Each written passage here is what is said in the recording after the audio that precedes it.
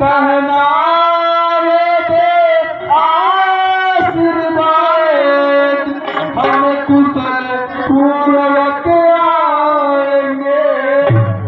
14 वर्ष हो जब समाप्त तो दर्शन उनके पाएंगे।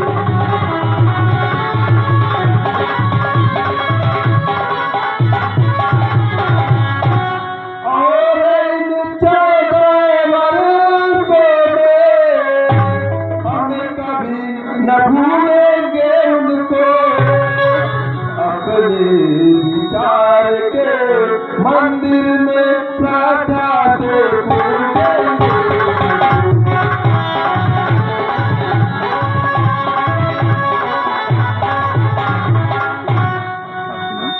अच्छा सुमन, अब चलो केवल अब नाव